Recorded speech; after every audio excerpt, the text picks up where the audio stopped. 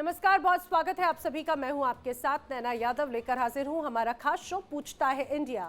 पाकिस्तान की उस हरकत की बात करें जो शायद कभी नहीं सुधर सकती। भारत में अब तक जिस तरह से भारत ने हर बार पाकिस्तान को मौके दिए, लेकिन पाकिस्तान सुधरने का नाम नहीं लेता। भारत के अब तक हुई हर जंग में पाकिस्तान ने मार खाई, लेकिन इसके बावजूद 93,000 सैनिकों के सरेंडर के बावजूद, ऑपरेशन सिंदूर में सैन्य ठिकानों और आतंकी ठिकानों पर हुई कार्रवाई और उसकी तबाही के बावजूद, सर्जिकल और एयर स्ट्राइक में हुई बर्बादी के बावजूद पाकिस्तान का भारत विरोधी रवैया सुधर नहीं सकता।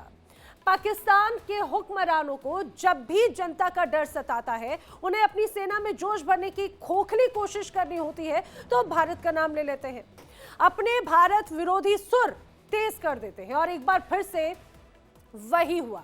पाकिस्तान की तरफ से एक बार फिर वही किया गया है। जी हां, पाकिस्तान के सीडीएस आसिम मुनीर एक बार फिर भारत विरोधी जहर उगलते हुए नजर आए। वो थे बलूचिस्तान में, वो बलूचिस्तान जहां पर सबसे ज्यादा पाक सेना ने शोषण किया, वो बलूचिस्तान जहां की जनता चीख चीख कर ये कहती है कि पाकिस्तान की सेना वापस जाए। बलूचिस्तान में पहुंचे आसिम मुनीर, वहां पर अपने जवानों का हौसला बढ़ाने की कोशिश कर रहे थे। उन्होंने कहा कि देश की सीमा में कोई भी प्रत्यक्ष या अप्रत्यक्ष दखल अंदाजी बर्दाश्त नहीं की जाएगी। उन्होंने भारत पर बलूचिस्तान में हिंसा को बढ़ावा देने का आरोप लगाया। मुनीर ने कहा कि पाकिस्तान ऐसी ताकतों को कुचल देगा जो हिंसा फैलाते हैं, जो विकास कार्यों को रोकते हैं।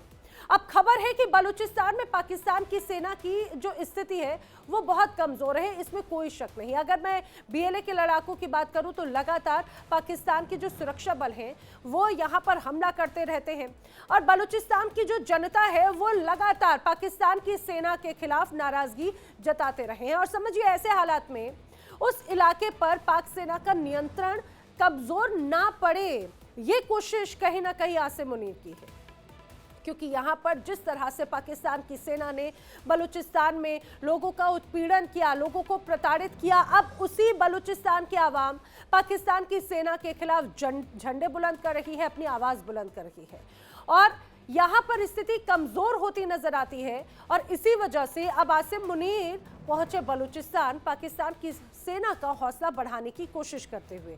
लेकिन आप जानते हैं, जो सबसे महत्वपूर्ण बात है, पाकिस्तान सिर्फ जुबानी जहर ही नहीं उगलता, भारत के खिलाफ आतंकी संगठनों को शह देता है। यह हम सभी जानते हैं समय समय पर किस तरह से लगातार यहां पर यही परिस्थिति नजर आती रही है।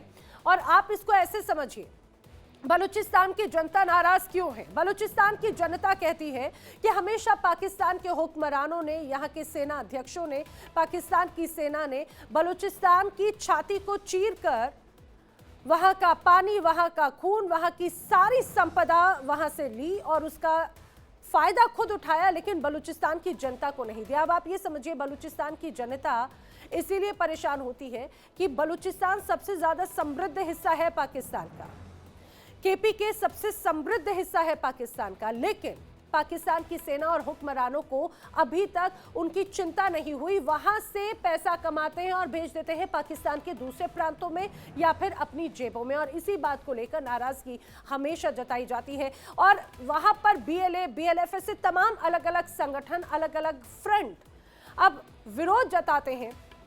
पाकिस्तान की सेना को मुजफ्फराबाद में कदम रखने तक की इजाजत नहीं दी जाती, ये भी स्पष्ट तौर से कहा जाता है और ये तक कहा जाता है कि उन्हें वापस जाना होगा। आपको याद होगा, कुछ समय पहले इसी बलूचिस्तान में, इसी केपीके के इस हिस्से में कुछ समय पहले यहां पर जो लोगों की नाराजगी का सामना जब पाकिस्तान की सेना को करना पड़ा, तो उनकी वर्दियां आपको वहां पर लटकी हुई नजर आई थी और बाकायदा 10 रुपए कीमत रखी थी उनकी नीलामी या उनके बेचने के लिए। दरअसल ये सांकेतिक तौर से नाराजगी थी।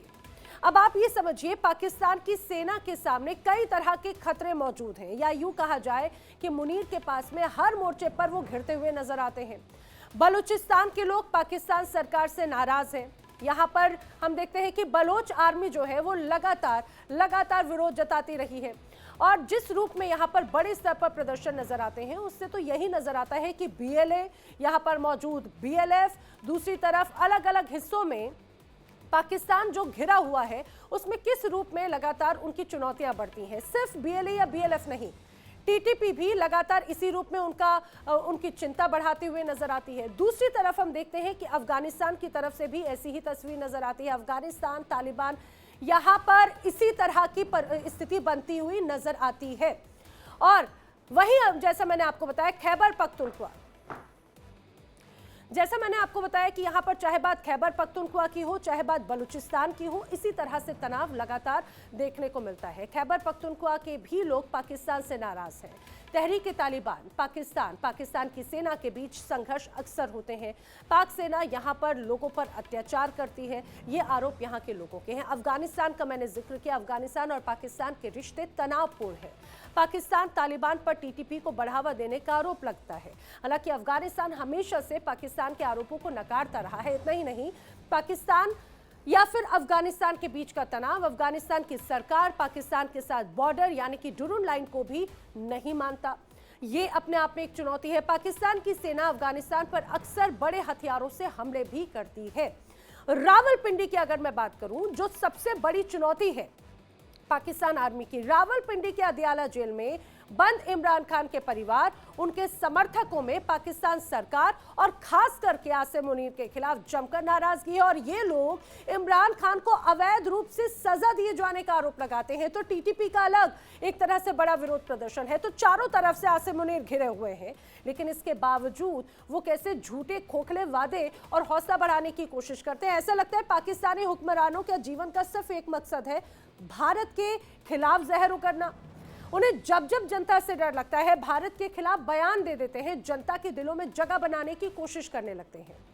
तो ये अलग अलग एस्पेक्ट मैंने आपको बताए, करेंगे चर्चा। लेकिन इसी बीच जो तमाम बड़े सवाल खड़े होते हैं, क्या पाकिस्तान में हुक्मरान जनता से डर गए हैं? क्या आसिम मुनीर को सेना में विद्रोह का खतरा महसूस होता है?